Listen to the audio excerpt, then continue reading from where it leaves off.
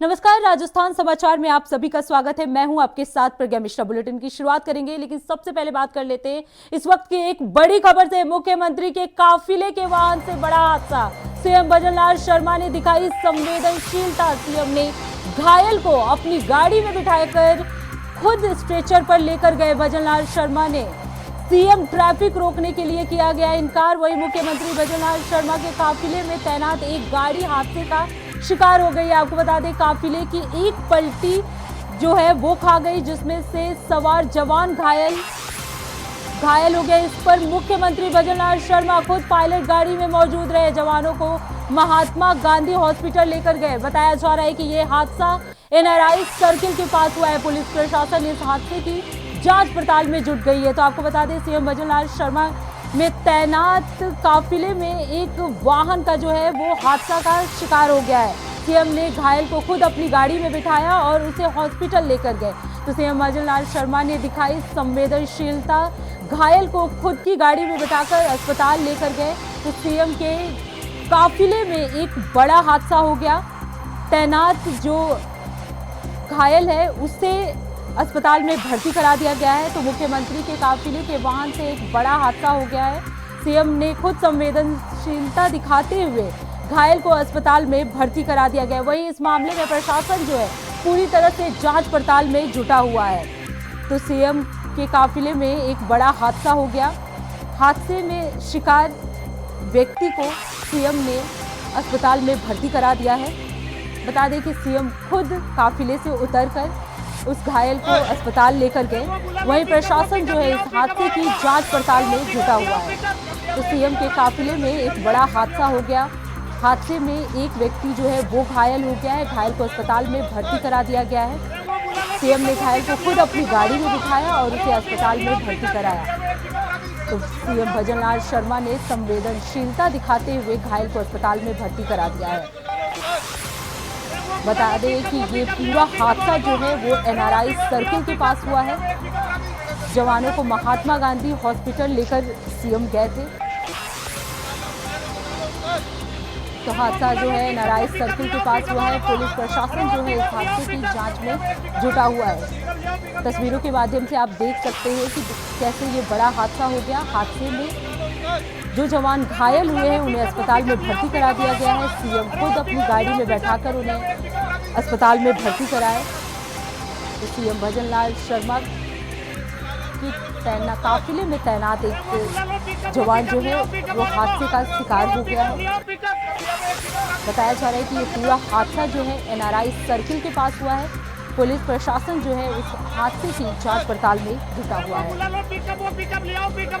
तो सीएम भजनलाल शर्मा ने खुद संवेदनशीलता दिखाई और घायल को खुद स्ट्रेचर पर लेकर हॉस्पिटल गए। सीएम ने ट्रैफिक रोकने के लिए भी इनकार कर दिया।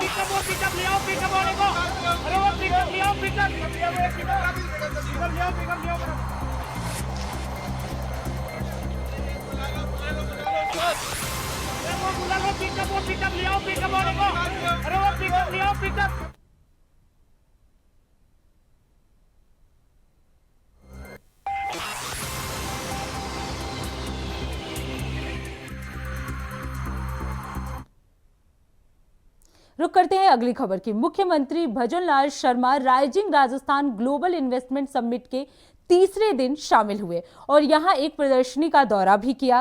Rising Rajasthan global investment summit के समापन पर सीएम भजनलाल शर्मा काफी खुश नजर आए। उन्होंने कहा कि राइजिंग राजस्थान एक त्योहार जैसा है।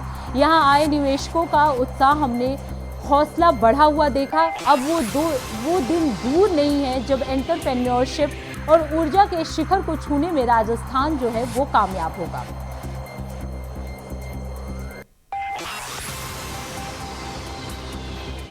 क्योंकि मैं पहले भी कहता हूं, राजस्थान असीम संभावनाओं से भरपूर है। राजस्थान की राजधानी में जयपुर में आयोजित इस निवेश सम्मेलन में आप लंबी दूरी तय कर अपना कीमती समय निकाल करके आए हैं। इसके लिए भी मैं आप सभी का तहे दिल से आभार व्यक्त करता हूं। राजस्थान की वीरभूमि पर आप सब लोगों की मौजूदगी में हम सबके लिए एक त्योहार जैसा है। आपका ये उत्साह हमें हौसला देता है कि वह दिन दूर नहीं जब राजस्थान उद्यमिता एवं विकास के शिखर को छूने में कामयाब होगा। पिछले एक वर्ष में राजस्थान में नवाचार व निवेश आकर्षण के नए केंद्र उभरे हैं। मैं आपको बताना चाहता हूं, हमारी सरकार जैसे ही आई थी, हमने सोचा राजस्थान के विकास में क्या क्या आवश्यकता है। हमें लगा कि पानी के क्षेत्र में और बिजली के क्षेत्र में काम करना चाहिए। पहले दिन से ही हमारी सरकार बिजली और पानी को लेकर के काम कर रही है और आपने देखा है वो काफी हद तक उन समस्याओं के समाधान के लिए हमारी सरकार आगे बढ़ी है। इसीलिए हम जानते थे कि सबसे पहले विकास के लिए बिजली पानी की आवश्यकता है। हम जानते हैं कि राज्य की अर्थव्यवस्था को बढ़ाने के आप उद्यमियों का एवं निवेशकों का अत्यंत महत्वपूर्ण योगदान है। आप रोजगार एवं आर्थिक समृद्धि का सृजन करने वाले हैं। मुझे गर्व है कि मैं एक ऐसे राज्य का प्रतिनिधि हूं जहां प्राकृतिक संसाधन, विशाल भूमि एवं सकारात्मक मानव संसाधन की मौजूदगी है। सूक्ष्म, लघु एवं मध्यम उद्योग राजस्थान के औद्योगिक ढांचे की रीढ़ है। ये समावेशी आर्थिक विकास, इनोवेशन और विभिन्न क्षेत्रों में रोजगार के अवसर सृजित करने में महत्वपूर्ण भूमिका निभा रहे हैं। आपने देखा होगा आजादी के बाद जो सरकार आई थी, उन्होंने ग्रामीण क्षेत्र में जो छोटे छोटे लघु उद्योग थे, उद्योग धंधे थे, उनकी बजाय बड़े बड़े उद्योग उन्होंने लगाए, जिससे कि छोटे उद्योगों पर उन्होंने ध्यान नहीं दिया। तो मेरे गांव का जो वस्त्र बनता था, गांव के जो छोटे छोटे उद्योग होते थे, उनसे स्किल भी डेवलप होता था, वो धीरे धीरे समाप्ति की ओर चला गया। लेकिन मैं अब कहना चाहता हूं, एमएसएमई क्षेत्र राजस्थान की जो आवश्यकता है उसे पूरा कर रहा है। मैं राजस्थान के एमएसएमई क्षेत्र में जीएसडीपी में करीब 25% का योगदान है। साथ ही निर्यात में भी ये अहम भूमिका निभा रहा है। हम प्रदेश में निवेश को बढ़ावा देने हेतु राजस्थान निवेश प्रोत्साहन नीति 2024 व 9 अन्य नीतियां भी लाए हैं। रिप्स 2024 में एमएसएमई को प्लॉट व मशीनरी के लिए लोन पर 7 साल तक ब्याज में 6% तक की छूट भी दी गई है। इसके अलावा इस नीति में रोजगार सृजन के लिए भी सब्सिडी का प्रावधान किया गया है। इसी प्रकार एमएसएमई को बिजली शुल्क में 7 वर्ष तक 1000% छूट जैसे 100% छूट जैसे अनेक प्रावधान किए हैं। साथ ही राजस्थान एमएसएमई नीति 2024 के तहत मैन्युफैक्चरिंग और सेवा क्षेत्र के एमएसएमई को उद्यम लगाने का और विस्तार करने के लिए 50 करोड़ रुपए तक के ऋण पर 2% तक अतिरिक्त ब्याज अनुदान देने का प्रावधान किया गया है। जो रिप्स 2024 के तहत दिए जाने वाले 6% तक के ब्याज अनुदान के अतिरिक्त होगा। हमने राज्य में 11 औद्योगिक क्षेत्रों की स्थापना हेतु 1200 करोड़ रुपए से अधिक की स्वीकृति जारी कर दी है। 5 नवीन औद्योगिक क्षेत्रों सतासर जिला बीकानेर, बलारिया जिला सवाई माधोपुर, जटलाव जिला सवाई माधोपुर, रामसर जिला बाड़मेर, राजासर जिला नागौर भूखंड आवंटन हेतु खोल दिया गया है। रुक करते हैं अगली खबर की। राजधानी जयपुर में चल रही rising Rajasthan global investment summit से राजस्थान में करीब 20,000 नई एमएसएमई इकाइयां शुरू होने की उम्मीद जगी है। राइजिंग राजस्थान समिट का समापन पर केंद्रीय मंत्री धर्मेंद्र प्रधान ने भजन लाल सरकार की सराहना की। उन्होंने कहा, राजस्थान ने राइजिंग राजस्थान समिट कर इतिहास रच दिया है। पहले ही साल में सीएम भजन लाल ने बाउंड्री पार कर दी है। 35 लाख करोड़ के एमओयू होना बड़ी बात है। तो वहीं जयपुर राजस्थान में ग्लोबल इन्वेस्टमेंट समिट में इतिहास रच दिया है। राजस्थान सरकार के सभी आदरणीय मंत्रीगण, विधायक और सांसद मित्रगण, समाज जीवन के अनेक वरिष्ठ महानुभाव और राजस्थान के इस इन्वेस्टमेंट समिट में देश और विदेश से आए हुए सभी निवेशक मित्रगण, पत्रकार साथीगण, ये मेरा सौभाग्य है राजस्थान सरकार की निमंत्रण पे मैं जिस सम्मेलन को सरकार के पहले साल में माननीय प्रधानमंत्री जी की गरिमामय उपस्थिति में उद्घाटन किया गया है, उसी समावेश का अंतिम सत्र में आपने मेरे को निमंत्रित किया। मैं दिल की गहराई से मुख्यमंत्री जी का और उनकी पूरी टीम का आभार प्रकट करता हूं, राजस्थान की जनता का आभार प्रकट करता हूं। मित्रों, मैं सच में अत्यंत हर्ष के साथ इसको उल्लेख करना चाहता हूं। शायद भजनलाल जी का ये नसीब है, उनकी टीम की नसीब है, पहले ही साल में उन्होंने बाउंड्री पार कर दिया है। मैं थोड़ा बहुत देश की इन्वेस्टमेंट को ट्रैक करता हूं, लेकिन अब वो कह रहे थे कि आज तक तो अभी तक पंत जी ने उनको जो हिसाब दिया वो 35 लाख करोड़, शायद और 4-5 लाख करोड़ रुपया और भी आ जाएगा। 35 लाख भी कहे तो ये अपने आप में राजस्थान के प्रति, नई नेतृत्व के विजन के प्रति प्रधानमंत्री नरेंद्र मोदी जी की दूरदृष्टि का ये परिचय है। मैं शुभेच्छा देता हूं। ये सब जमीन पे उतरे। दिया कुमारी जी ने, वित्त मंत्री जी भी है, उन्होंने बल दिया, ये सिर्फ बातों में नहीं रहेगी, ये राजस्थान की धरती पे उतरेगी, जिसके कारण राजस्थान के अर्थनैतिक सशक्तिकरण होगा, यहाँ की नौजवानों को रोजगार मिलेगी। Rising Rajasthan global investment summit को उप मुख्यमंत्री दिया कुमारी ने राज्य के लोगों के लिए बड़ा दिन बताया है। दिया कुमारी ने कहा, राजस्थान के लिए आज एक बहुत ही महत्वपूर्ण दिन है। मैं माननीय प्रधानमंत्री का धन्यवाद करना चाहूंगी कि वो राजस्थान आए और हमें उनका आशीर्वाद मिला। राजस्थान में आए सभी निवेशकों को भी प्रधानमंत्री मोदी से बहुत अच्छा मार्गदर्शन प्राप्त हुआ। हमारे मुख्यमंत्री ने इस आयोजन को सफल बनाने के लिए बहुत मेहनत की है। अब राजस्थान पूरी तरह से तैयार है और मैं सभी को आमंत्रित करती हूं कि राजस्थान आए और यहां निवेश करें।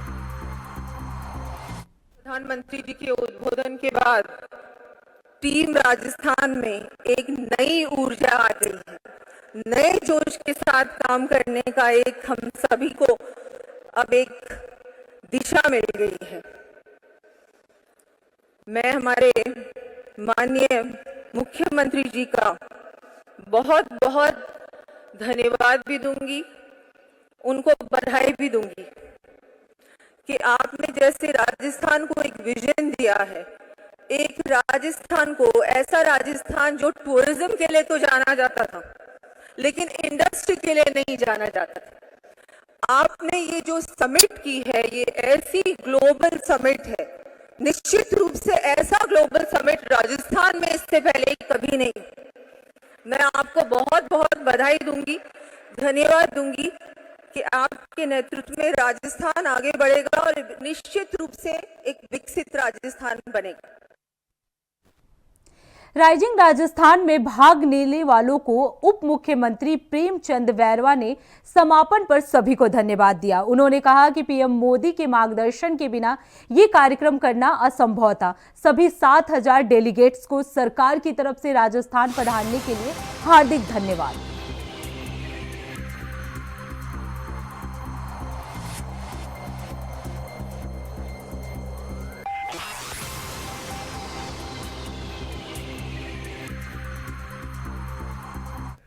Rising Rajasthan global investment summit 2024 का समापन सत्र जहां हम सभी एकत्रित हुए हैं, राजस्थान की क्षमता, समृद्धि और संभावनाओं का प्रतीक है।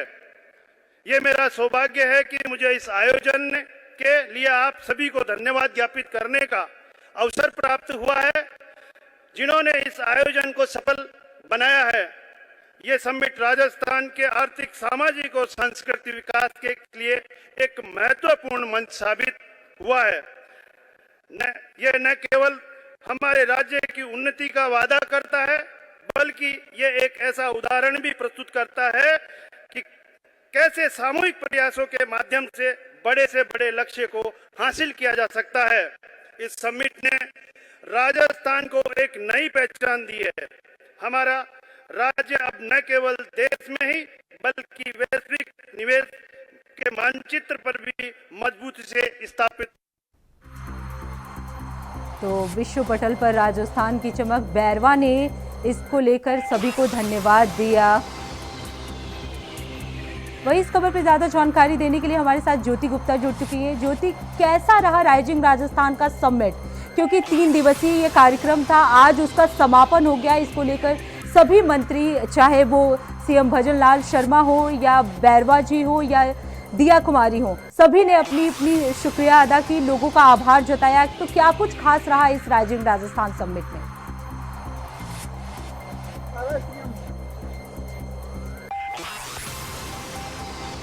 वही इस खबर पर ज्यादा जानकारी देने के लिए हमारे साथ ज्योति गुप्ता जुड़ चुकी है। ज्योति, आज राइजिंग राजस्थान का समापन दिवस रहा, क्या कुछ खास रहा इस कार्यक्रम में? सीएम भजन लाल शर्मा से लेकर सभी ने आभार व्यक्त भी किया।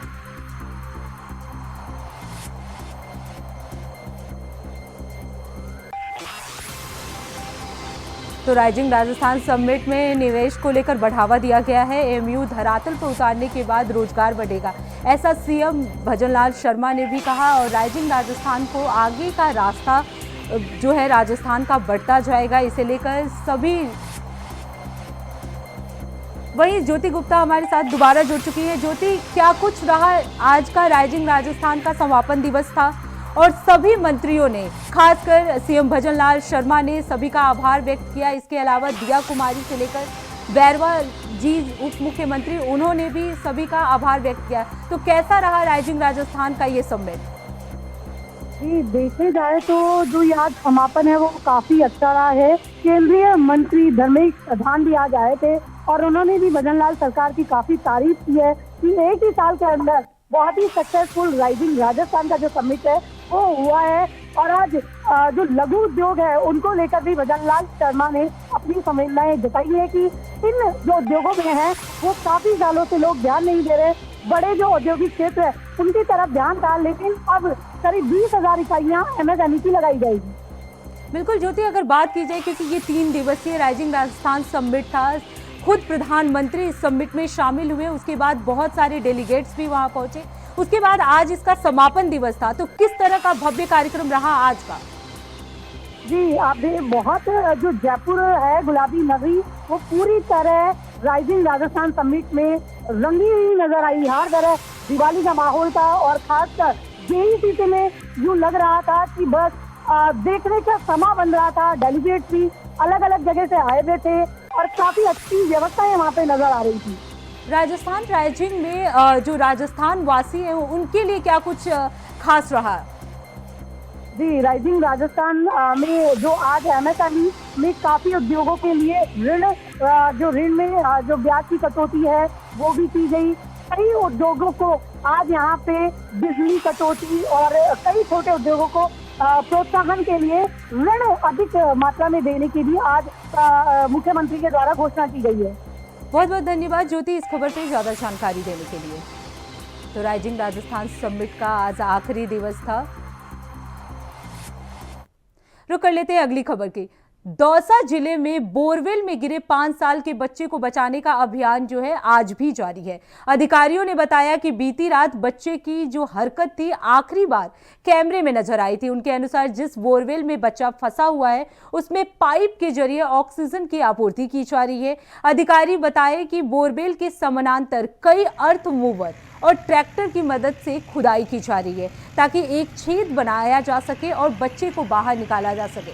आपको बता दें कि दौसा जिले के पापदड़ा थाना क्षेत्र में सोमवार दोपहर में 5 वर्षीय आर्यन जो है खेत में खुले बोरवेल में गिर गया था। आर्यन की मां के सामने वो खेल रहा था, उसी वक्त वो बोरवेल में गिर गया। अब इस घटना को लेकर प्रशासन जो है पूरी तरह से अलर्ट नजर आ रही है और देसी से लेकर सभी तरह के जुगाड़ जो हैं वो किए जा रहे हैं बच्चे को बचाने के लिए। वहीं कालीघाट बोरवेल हादसे के तीसरे दिन जो बचाव कार्य है वो लगातार जारी है। आधुनिक तकनीक की पाइपलाइनिंग मशीन से अब कोहिनूर बोरवेल को खोदा जा रहा है। पूरे 42 घंटे से बोरवेल में आर्यन जो है वो फंसा हुआ है। आर्यन को बचाने में कई अधिकारी भी लगे हुए हैं। आपको बता दें कि आधुनिक तकनीक से खुदाई की जा रही है, अर्थ मूवर और ट्रैक्टर की मदद से खुदाई की जा रही है। तो 3 दिन से लगातार 5 वर्षीय जैसा कि आप सब लोग कल से ऑपरेशन को जो है इसको देख रहे हैं, आप सब भी इसके साक्षी हैं। कल हमारे यहाँ पे फाइलिंग मशीन मौके पे पहुँच गई थी और रात को तकरीबन 3 से 3:30 बजे के आसपास हमने फाइलिंग मशीन से काम स्टार्ट करवा दिया था। स्टार्टिंग से ही हमने दोनों पैरेलल ऑपरेशंस चलाए थे। पहले में तो जिसमें कि हम उसको डायरेक्टली जो होल था उसी के माध्यम से हम बच्चे को बाहर निकालने के प्रयास कर रहे थे। ऑल्दो वो प्रयास अभी भी जारी है। उसमें चैलेंजेस हैं क्योंकि होल अलग अलग डाया का है नीचे तक और बच्चे को पकड़ना बांधने की कई समस्याएं आ रही थी। पैरेलली हमने जो है एक वर्टिकल ड्रिल जो कि पाइलिंग मशीन हमारी कर रही है उससे हमने स्टार्ट। कोटपूतली में इस बार सीजन की पहली कड़ाके की ठंड का असर देखने को मिला है, जहां बानसूर जनजीवन पर असर पड़ता दिखाई दे रहा है। खेत खलियानों में फसल पर भी असर हुआ है। आपको बता दें वाहनों पर बर्फ की चादर देखी गई है। वहीं कड़ाके की ठंड ने अब दस्तक दे दी है। 2 दिन से चल रही ठंडी हवाओं से जो ठंड है वो और भी अधिक बढ़ गई है। वहीं बर्फबारी पड़ने से रबी की फसलों को फायदा हुआ है और किसानों के लिए गेहूं की फसल को भी भरपूर फायदा नजर आ रहा है। बता दें कड़ाके की ठंड के चलते लोग अलाव का सहारा लेते हुए नजर आ रहे हैं।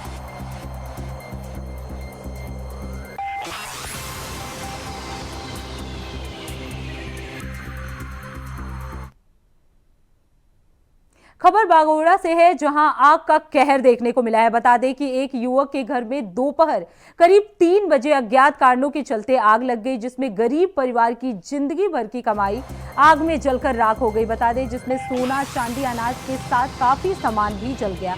आग लगने के बाद आसपास के लोगों ने बाल्टियों से पानी डालकर आग पर काबू पाया, जिसके बाद मौके पर पहुंचे पटवारी ने मुआयना किया और आर्थिक रूप से मदद के लिए ग्रामीणों ने प्रशासन से अपील की है।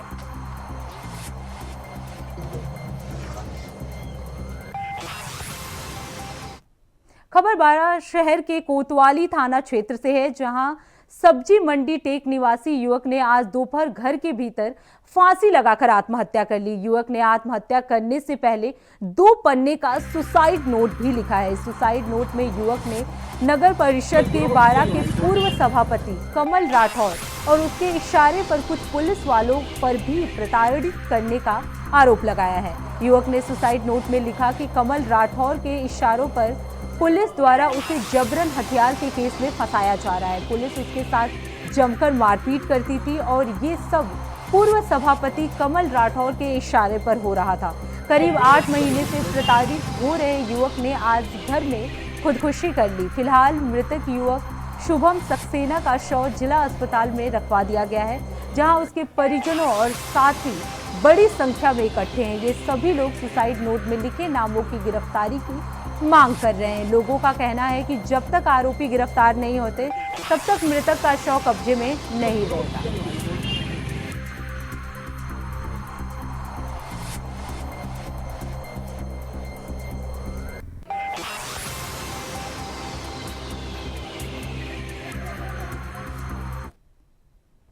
खबर जोधपुर से है, जहां एक दर्दनाक मामला सामने आया है। पारिवारिक विवाद के मां और 2 बेटों ने आत्महत्या कर ली है। बड़े बेटे ने आत्महत्या करने से पहले अपने रिश्तेदारों को सुसाइड नोट भेजा है, जिसके बाद तीनों ने जहर पीकर अपनी जान दे दी।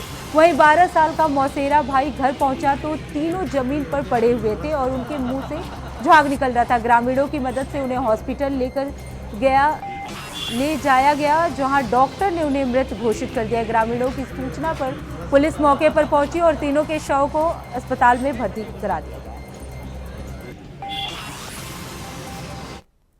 डिडवाना में कस्टोडियन जमीनों को सरकारी संरक्षण में लेने के विरोध में अखिल भारतीय किसान सभा ने विरोध प्रदर्शन किया है।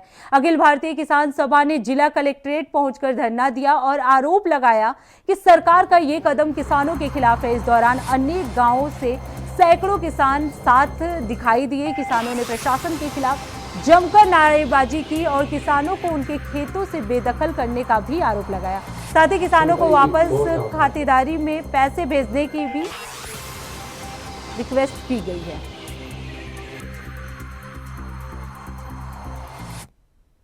रुक करते हैं अगली खबर की। भजनलाल सरकार ने 5वें और 6ठे वेतनमान के अंतर्गत राज्य कर्मचारियों और पेंशनरों के महंगाई भत्ते में वृद्धि की है। वृद्धि के प्रस्ताव का वित्त मंत्री दिया कुमारी ने अनुमोदन दिया है। दिया कुमारी ने कहा है, ये निर्णय हमारे सेवारत और सेवानिवृत्त राज्यों के लोगों के लिए खुशहाली के नवीन प्रभात की कड़ी है। बता दें, ये बढ़ा हुआ डीए 1 जुलाई से लागू किया जाएगा, यानी 1 जुलाई से अब तक का एरियर कर्मचारियों और पेंशनरों को दिया जाएगा। सरकार की ओर से 5वें और 6ठे वेतनमान के अंतर्गत राज्य के कर्मचारियों और पेंशनरों को जो बढ़ा हुआ महंगाई भत्ता दिया जा रहा है, उसमें 12% और 7% की वृद्धि की गई है।